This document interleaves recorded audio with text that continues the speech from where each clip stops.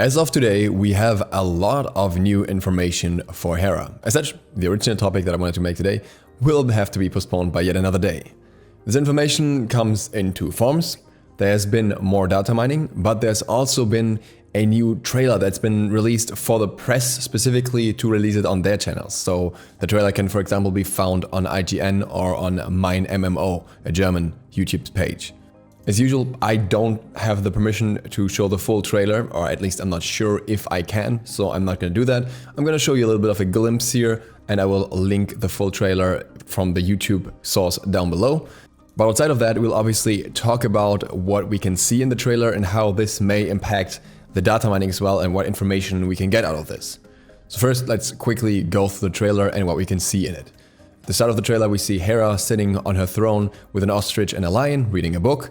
Then there's a banging on the door. You can hear something really big smashing onto the door.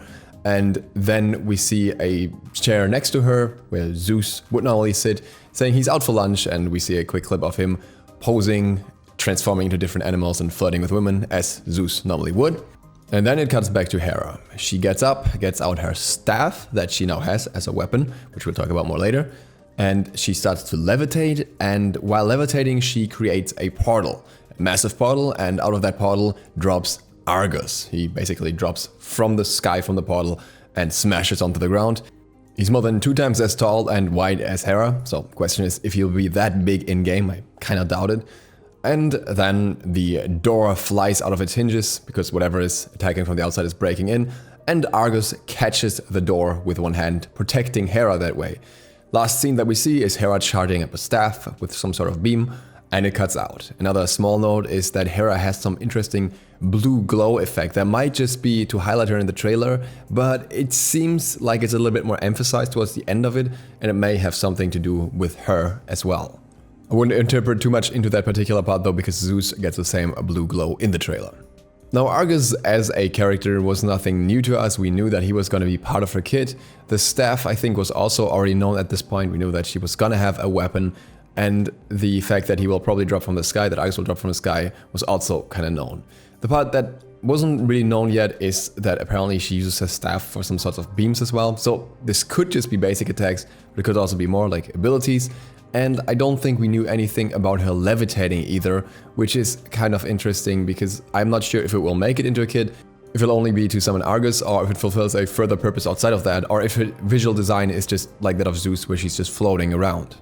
Also, it's definitely worth mentioning that the ostrich and the lion are also in the trailer. We get into what that might mean in her kit. So let's go through the data mining with all the changes and new information that we have. The first part is her title, still Queen of the Gods. Her passive still is Minions of Hera. We know that Argus is one of Hera's pets. The passive has stacks, and that may affect on Argus actions or other skills. The passive makes Hera's weapon glow, something we kind of see in the trailer as well, the glowing effects. And it has a counter of how many minions you have spawned. So this again may have something to do with different minions that you can spawn. We weren't sure if it's only going to be Argus or more than just Argus. And this is where I think the teaser comes in. The fact that both the ostrich and the lion are shown makes me think that those will be in the parts of her kit as well somehow, and will probably be the other servants that play a role, just aren't quite as impressive and as big as Argus, and as such haven't been teased yet. For Argus himself, we have some new information. He has an explosion of some sort, he has an in-hand attack, and he also has some sort of aura. It's unclear who this aura is for or what it does. It could be a damaging aura, it could be a protection reducing aura, or it could also be a buffing protecting aura for Hera herself. On one hand, we now know that Hera is a mage, so a more aggressive aura would make sense in that regard, allowing her to deal more damage as that mage.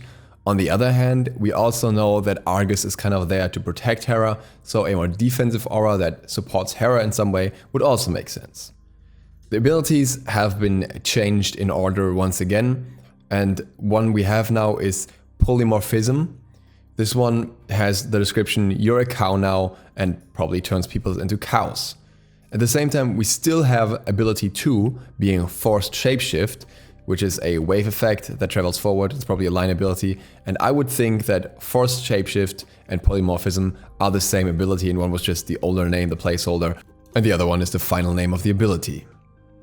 Then there is the ability Hand of God, which is an impact ability and we know nothing else about it. This again could also be an alternative name. The ability Argus 8 no longer exists. It was a circle line ability with a portal effect and a fist, knockback and punch effect. This could now be Hand of God instead of Argus 8 too. The first ability is still Servant's Attack, but we know a little bit more about it now. It says Hera's minion will mark an enemy from a ground target. The ability has a cone targeter. It opens and closes portals, so the minions will probably appear for this ability specifically and then disappear again, as it can do this opening and closing of the portal. There's also a specific node for an Argus portal, so the question is if the Argus portal will always appear or if it's maybe the ultimate form or similar. And when Argus arrives, it knocks up. Argus arrives is also her fourth ability, so that makes me think that the condition here is Argus arrives has to be active, her ultimate has to be active for this ability to knock up, and otherwise it won't knock up. So maybe otherwise the lion comes out and dashes at the enemy, but if you have the ultimate active and Argus arrives is active, then Argus will dash forward and will knock the enemy up. Second ability we already mentioned, Force Shapeshift, and her third ability is Rain Fire. A meteor available to be summoned. And the next node is Rain Fire, so it's gonna be some meteor crashing on the ground, a fire meteor. It has a ground targeter, but it also has a shield FX, so shield effects.